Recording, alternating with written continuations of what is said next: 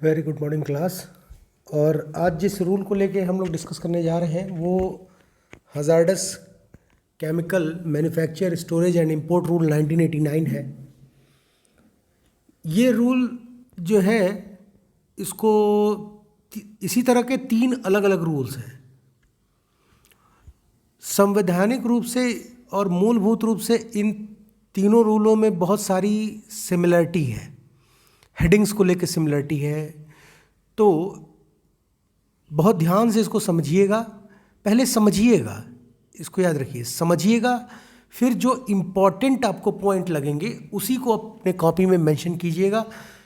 समझाने के लिए तो मैं सारे यहाँ पे रखा हूँ, पर बहुत मेजर पॉइंट्स को जो है मैं कंसीडर भी किया हूँ। ऐसा नहीं कि मैंने सारे पॉइंट को कंसीडर कर लिया है, बहुत मेजर पॉइंट जो एग्जामिनेशन पॉइंट ऑफ व्यू से इम्पॉर्टेंट होंगे उन्हीं को कंसीडर करके हम इसमें चल रहे हैं। तो शुरू करते हैं। माय नेम इज़ डॉक्टर प्रकाश और आज हजार्डस जो है आपका chemical manufacturing and storage rule, जैसा कि आप यहाँ पे देख रहे हैं, इसको हम लोग पढ़ रहे हैं। और ये 3 हैं, मैं बोला ना 3 हैं। हजार्डस केमिकल है, एक हजार्डस वेस्ट है, और एक manufacture and import export storage of hazardous है, जिसमें माइक्रोऑर्गेनिज्म और जेनेटिकली इंजीनियर्ड सेल रूल शामिल है। कभी कभी इन कॉपी में सेल रूल पूछ देता है, कभी कभी microorganism and genetically engineered cell rule करके पूछ देता है। तो इसको ध्यान रखिएगा, ऐसी गलती आप मत कीजिएगा कि उसका इसमें और उसका इसमें लिख दें। सब अलग अलग हैं, ठीक है। ये स्लाइड जो है आपका इन तीनों प्रेजेंटेशंस, जो भी हम इसका प्रेजेंटेशन बनाए हैं उन दोनों में ऐड कर दे रहे हैं। तीनों में ऐड है, माने इसमें ऐड है, फिर हजार्डस वेस्ट में भी ऐड किए हैं, फिर मैन्युफैक्चर इंपोर्ट एंड एक्सपोर्ट में भी ऐड किए हैं, ठीक है। तो आगे चलते हैं। Hazardous chemical manufacture storage and import rule 1989 implemented on 27 नवंबर 1989। इसमें 20 सेक्शन हैं, 12 शेड्यूल। जी हाँ, ये शेड्यूल लिखने का तरीका इसमें इस तरह है, 12 schedule. Subsidiary order SO 966E। यह रूल इन्वायरमेंटल प्रोटेक्शन एक्ट के उस नियम के अंतर्गत आता है, उस सेक्शन के अंतर्गत आता है जिसमें central government shall have power to make rule लिखा हुआ था। इन्वायरमेंटल प्रोटेक्शन एक्ट का अभी वीडियो ऊपर आई बटन में आएगा, आप उसको चेक कर लीजिएगा, ठीक है। एक्ट का इन्वायरमेंटल प्रोटेक्शन रूल अलग है, एक्ट अलग है, ध्यान रखिएगा। तो एक्ट का वीडियो ऊपर लिंक में आएगा और उसको आप चेक कर लीजिएगा। अब आते हैं इसमें कंटेंट्स में। तो कौन कौन से सेक्शंस हैं, जैसे शॉर्ट टाइटल एंड कमेंसमेंट हर उसमें होता है, डेफिनेशन है, ड्यूटी ऑफ अथॉरिटी है, जर्नल रिस्पॉन्सिबिलिटी ऑफ ऑक्यूपायर है, during industrial activity, notification of major accident है, इंडस्ट्रियल एक्टिविटीज़ के बारे में जानकारी है। अब देखिए सेक्शन 4 और सेक्शन 6 एक ही जैसा लग रहा है पर है अलग। ड्यूरिंग इंडस्ट्रियल एक्टिविटी, और ये 6 ओवरऑल इंडस्ट्रियल एक्टिविटी की बात करता है। फिर approval and notification of sites है, फिर अपडेटिंग नोटिफिकेशन है, फिर ट्रांसलेशन और जो है आपका ट्रांजेक्शनल प्रोविजंस है, फिर सेफ्टी रिपोर्ट है, अपडेटिंग ऑफ रिपोर्ट है, कोई रिपोर्ट को अपडेट करना हो तो कैसे होगा, रिक्वायरमेंट के बारे में, preparation of on site end of site emergency plan, कोई दुर्घटना घट गई तो उसका कैसे इम्पैक्ट, कैसे रिस्पॉन्स करेंगे, डिस्क्लोजर ऑफ इंफॉर्मेशन है, फिर कलेक्शन एंड डेवलपमेंट और डिसमिनेशन ऑफ इंफॉर्मेशन है, इंपोर्ट ऑफ हजार्डस केमिकल के बारे में थोड़ा सा जानकारी है, इम्प्रूवमेंट ऑफ नोटिस है, और पावर ऑफ सेंट्रल गवर्नमेंट है टू मॉडिफाई शेड्यूल। तो चलते हैं section 1 short title and commencement में।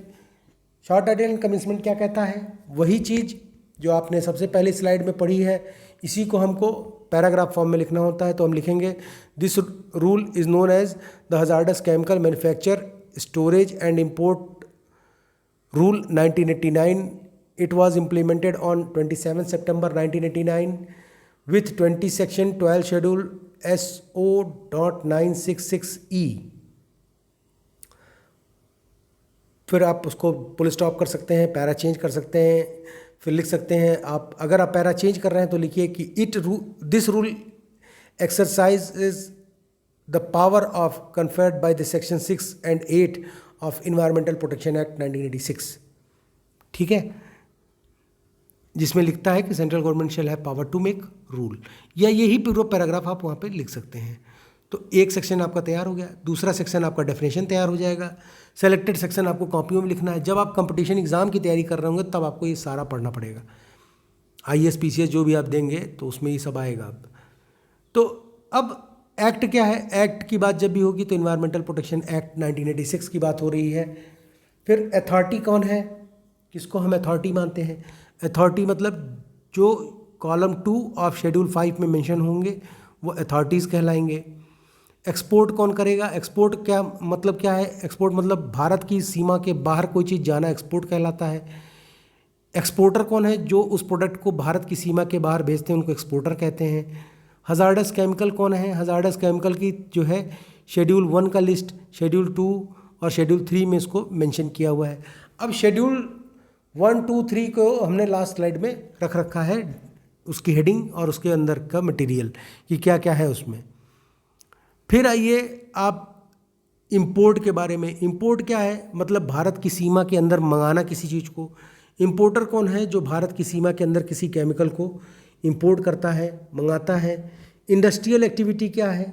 इंडस्ट्रियल एक्टिविटी वो है जो शेड्यूल 4 के अंतर्गत सारे प्रोसेस को अडॉप्ट करती है। इसमें केवल आपको शेड्यूल को समझे रहना है, बस आपका आंसर बहुत बढ़िया से बन जाएगा। आइसोलेटेड स्टोरेज के लिए नियम है। जैसे मान लीजिए कोई केमिकल हजार्डस है तो उसको आइसोलेट मतलब अलग स्टोर करना होता है, तो उसको आइसोलेटेड स्टोरेज कहते हैं। और कौन कौन से केमिकल को आइसोलेटेड स्टोरेज में रखेंगे? जो शेड्यूल 4 और 2 के अंतर्गत आते हैं। मेजर एक्सीडेंट क्या है? मेजर एक्सीडेंट्स जो है, एक्सीडेंट मतलब क्या होता है? एक्सीडेंट मतलब होता है कि किसी भी हम कोई भी इंडस्ट्रियल प्रोसेस या कोई भी एक्टिविटी कर रहे हैं, अगर उसमें कोई फॉल्ट है और उसको हम कंटिन्यूअस ओवरलुक कर रहे हैं, किसी भी फॉल्ट को ओवरलुक करना एक सिलसिलेवार क्रम में जब ये प्रोग्राम चलता रहता है तो वही चीज़ क्या बन जाता है? एक्सीडेंट बन जाता है। वही चीज़ दुर्घटना का कारक बन जाता है। मेजर एक्सीडेंट 2 प्रकार के होते हैं, मेजर एंड माइनर। तो आपने जो अभी पढ़ा 2 में जे में वो मेजर है, और accident J major JA major accident of hazard, ये एक्सीडेंट है और ये हजार्ड केमिकल के साथ हुए एक्सीडेंट के बारे में बात कर रहे हैं। और किस केमिकल के? जो शेड्यूल 2 और 3 में मेंशन हो। तो जैसे अब इसके परिभाषा आप इसे लिख सकते हैं कि मेजर हजार्ड जो है इंस्टॉलेशन मींस कि किसी भी प्रकार का जो मेजर एक्सीडेंट है ड्यूरिंग इंस्टॉलेशन हुआ, सीधे लिख सकते हैं आप। तो ये हजार्डस जो है आपका मेजर एक्सीडेंट में आएगा। अगर कोई केमिकल, जैसे मान लीजिए एक लिखा है उसमें कि आइसोलेटेड स्टोरेज, पहले इसको समझिए। आइसोलेटेड स्टोरेज मतलब कि जैसे MIC है, भोपाल गैस डिजास्टर में इसी से हुआ था। तो MIC को क्या करते थे? अलग स्टोरेज टैंक में प्रिजर्व करते थे। अब ये अलग स्टोरेज टैंक में जो प्रिजर्व करते थे MIC को, तो इसी तरह बहुत सारे केमिकल हैं जिसको इंडस्ट्री में अलग स्टोरेज टैंक में प्रिजर्व किया जाता है। जैसे अमोनिया है, ये अलग टैंक में प्रिजर्व किया जाता है, तो उसी को हम आइसोलेटेड स्टोरेज कहते हैं। और उस आइसोलेटेड स्टोरेज में कौन कौन से केमिकल रहेंगे उनका विवरण जो है शेड्यूल 4 और 2 में दिया हुआ है। मेजर एक्सीडेंट दुर्घटनाओं के बारे में जो हों उसकी जानकारी, उसमें कोई पर्सन इंजर्ड हो जाता है, कहीं टॉक्सिक एक्सप्लोड हो जाता है, या कोई हजार्डस केमिकल लीक हो जाता है ऑन साइट जो हो, तो उसकी जानकारी होती है। और major accident with hazardous substance during installation अगर कुछ होता है तो वो कॉलम 3 ऑफ शेड्यूल 2 एंड 3 के अंतर्गत उसकी देखरेख और उन केमिकल का निस्तारण किया जाता है। पाइपलाइंस के बारे में कहा गया है कि पाइपलाइन, हर वो पाइपलाइन जो है जिसकी रेगुलर मॉनिटरिंग होनी चाहिए, जो कि schedule 2 column 2 of part 2 schedule 3 के अंतर्गत जो है मूव कर रहे हैं। जैसे इंडस्ट्री में कई बार पाइपलाइन के जरिए केमिकल्स को एक जगह से दूसरे जगह पे भेजा जाता है, तो इन पाइपलाइन, तो उसी को पाइपलाइन कहा गया है। अब ये पाइपलाइन, एक चीज़ ध्यान रखिएगा, ओपन या क्लोज्ड दोनों काउंट होगा, ओपन या क्लोज्ड दोनों ही काउंट होगा। शेड्यूल मतलब जो शेड्यूल इस एक्ट में है। साइट मतलब जहाँ पे हजार्डस केमिकल रखे गए हैं, स्टोर किए गए, हैंडल किए गए, यूज़ किए गए, मैन्युफैक्चर किए गए।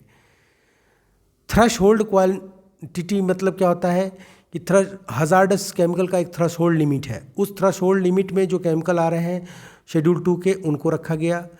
ठीक, फिर case of hazardous chemical specified in column 2 part 1 of schedule 3, उनके बारे में। तीसरा है in case of substance of class specified in 2 part 2 of schedule 3, उनके बारे में। अब आपको इसका आंसर में इस डिफिनेशन को अगर लिखना है, थ्रेशोल्ड क्वांटिटी आ गया, तो आप इसको लिख सकते हैं। देखिए इस सब का डिफिनेशन का बड़ा रूप जो है वो मैन्युफैक्चर, स्टोरेज और एक्सपोर्ट वाले में, लास्ट वाले में आपको मिलेगा देखने को। परंतु यहाँ पर आपको मैंने इस रूल को पहले कंसीडर किया है क्योंकि बहुत सारे शेड्यूल्स इसके जो हैं वो अलग अलग उन दोनों लॉज में चलेंगे। तो उसको ध्यान रखते हुए कि आपको दिमाग में रहे कि कौन शेड्यूल किसके लिए इस्तेमाल हो रहा है, इसीलिए इसको बनाया गया। इसीलिए इस स्लाइड को पहले हम प्रेजेंट कर रहे हैं। ठीक है, कोई दिक्कत होगी तो पूछिएगा जरूर। अब अथॉरिटी की ड्यूटी क्या है? Duty of authority, duty of authority यह है कि कैलेंडर ईयर में पूरे इंडस्ट्रियल एक्टिविटी को मॉनिटर, ऑब्जर्व करते रहना। कैलेंडर ईयर में, कैलेंडर ईयर मतलब छुट्टी का दिन छोड़ के। फिर कॉलम 3 ऑफ शेड्यूल 5 में जो भी कंपोनेंट और केमिकल के जिक्र हैं उनकी निगरानी करते रहना, उनके बारे में तो कोई लापरवाही नहीं होनी चाहिए।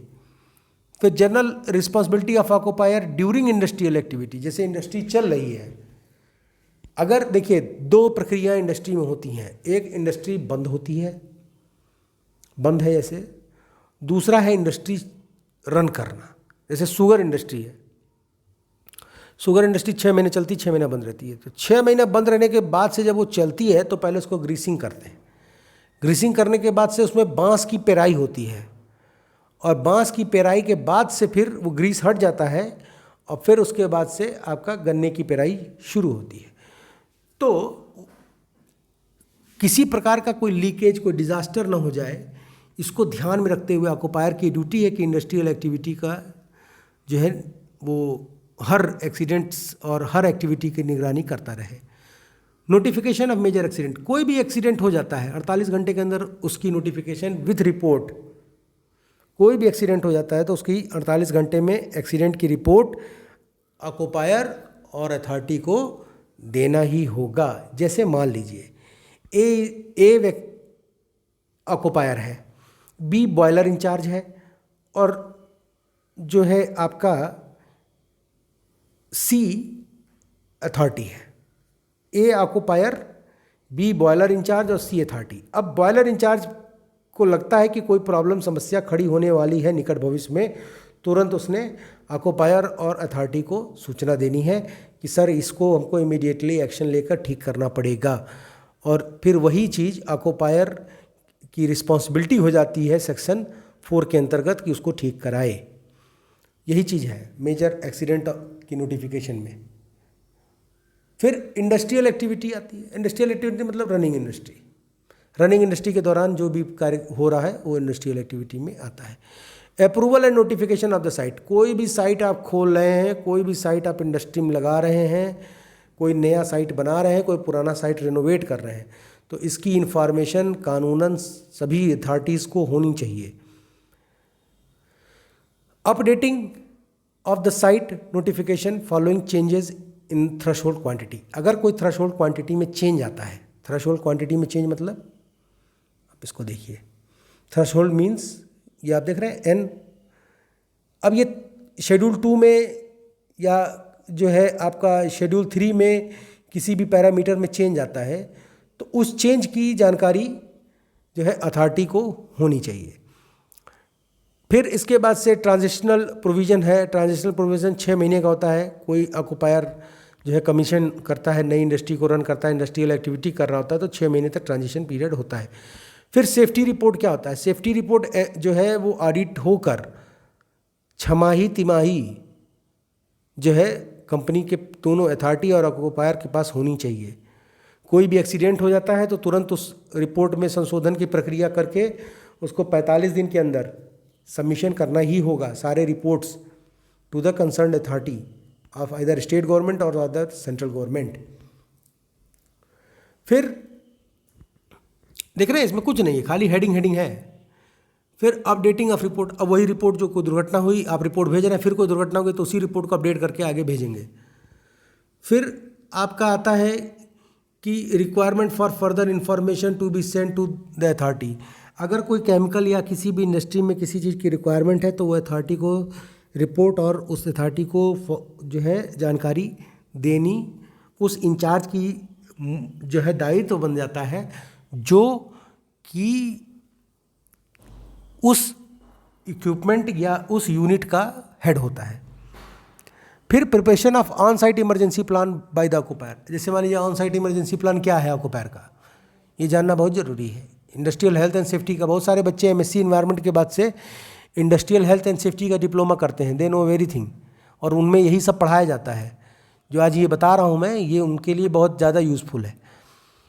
तो अब क्या है कि अगर मान लीजिए कि कोई on site emergency plan occupier का है तो एक्सीडेंट के दौरान तुरंत ही उसको लागू कर देना चाहिए, तुरंत लागू करना चाहिए। एक्सीडेंट के दौरान हमेशा जान लीजिए, किसी भी इंडस्ट्री में हैं आप, कोई भी दुर्घटना होती है, चाहे केमिकल हो चाहे गैस हो, सिर्फ डिज़ास्टर मैनेजमेंट की ट्रेनिंग ही आपके काम आती है।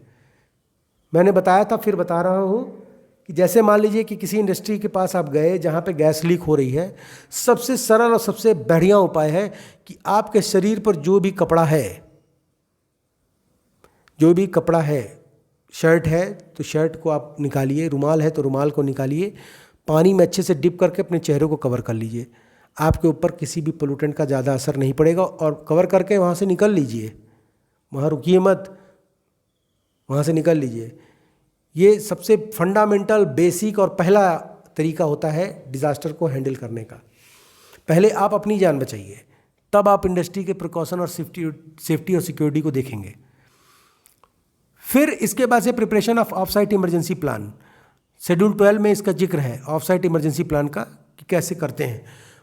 ऑफ साइट इमरजेंसी प्लान मतलब कि जैसे मान लीजिए कि कोई टैंकर आपका जा रहा है, अब वो टैंकर चाहे टक्कर लग गई, चाहे दुर्घटनाग्रस्त हो गया, चाहे पलट गया, तो उसको कैसे हैंडल करेंगे। उसको हैंडलिंग करने के लिए ऑक्यूपायर के पास ये पूरी अथॉरिटी होती है कि ऑक्यूपायर उसको नियमतः सारी जानकारी एथराइज पर्सन नियर बाय सरकारी जो है जैसे कलेक्ट्रेट है वहाँ तक इसकी जानकारी पहुँचाए। ये ऑक्यूपायर की जिम्मेदारी है। और फिर ऑक्यूपायर की जिम्मेदारी ये बनती है कि उस एक्सीडेंट से हुए नुकसान की भरपाई और उस एक्सीडेंट के दौरान लोगों की हुई इंजरी का देखरेख और केयरिंग करे। वैसे तो हर इंडस्ट्री इंश्योर्ड होती है, तो ये सारा प्रोसीजर बहुत सरल है, बहुत ही सरल है। फिर इसके बाद से होता है कि information to be given by the person liable to be affected by a major accident. कोई भी एक्सीडेंट होता है तो आप देखिए, जो भी इंडस्ट्री का वो पर्सन वहाँ लायबल होगा, उसको क्या करना है और क्या नहीं करना है ये जानकारी होनी चाहिए। मान लीजिए कि कोई दुर्घटना होती है, तो दुर्घटना होने के दौरान उस व्यक्ति को क्या करना चाहिए इमरजेंसी, तो ये कब होगा, जब वो ट्रेनिंग लेगा। मॉक ड्रिल होता है इंडस्ट्री में हमेशा समय समय पर। मॉक ड्रिल मतलब कि झूठ मूठ का अभ्यास, झूठ मूठ में हल्ला उड़ा दिए कि अचानक से, जैसे आप इंडस्ट्री में है, सेफ्टी मॉक ड्रिल होता है, अचानक से हूटर बजा, अमोनिया लीक, और लोग भगे वहाँ से, ठीक है। अब उसमें इंडस्ट्री सिखाती है कि कैसे आप हैंडल कर रहे हैं इसको, कैसे उस सिचुएशन को हैंडल करेंगे, कैसे ऑफिस उसको हैंडल करेगा, कैसे अकाउंट उस सिचुएशन को हैंडल करेगा, कैसे ऑन साइट जो व्यक्ति काम कर रहा है वो हैंडल करेगा, ठीक है। ये मॉक ड्रिल के अंतर्गत वो आदमी सीखते हैं इंडस्ट्री में। फिर इसके बाद से आपका जो डिस्क्लोज़र है उसकी जानकारी है, डिस्क्लोजिंग ऑफ इंफॉर्मेशन मतलब इंफॉर्मेशन का आदान प्रदान। फिर collection, development and dissemination of information, information को कलेक्ट करके शेड्यूल 9 और शेड्यूल 1 के अंतर्गत नेम, एड्रेस ऑफ मैन्युफैक्चरर और इंपोर्टर ऑफ हजार्डस केमिकल तक इसको पहुंचाना होता है। अब इंपोर्ट ऑफ हजार्डस केमिकल की बात करते हैं।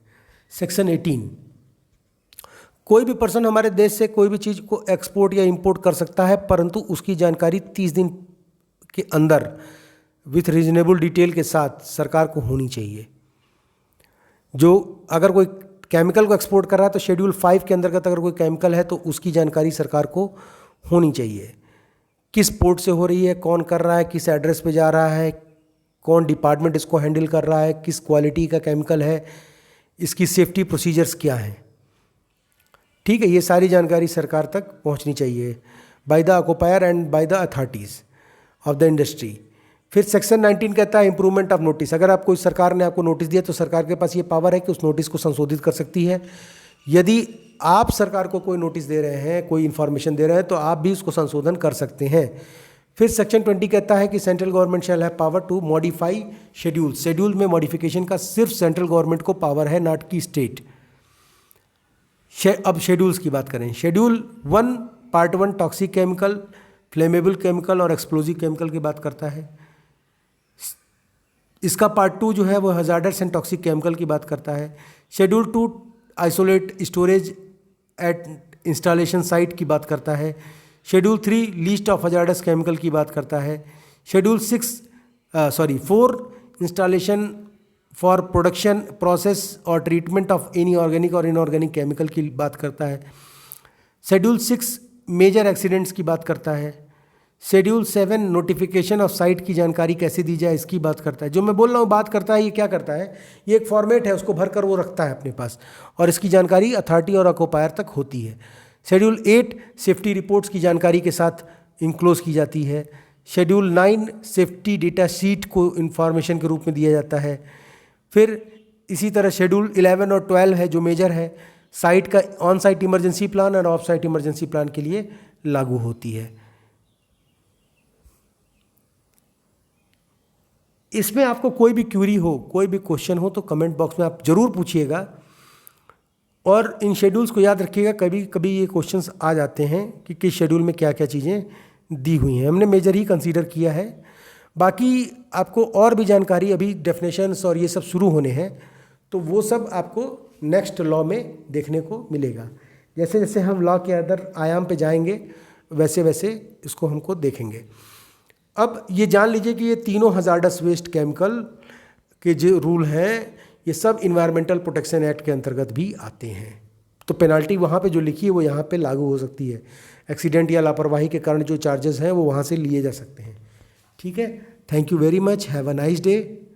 कोई भी क्यूरी होगी तो आप ज़रूर पूछिएगा बिना संकोच के।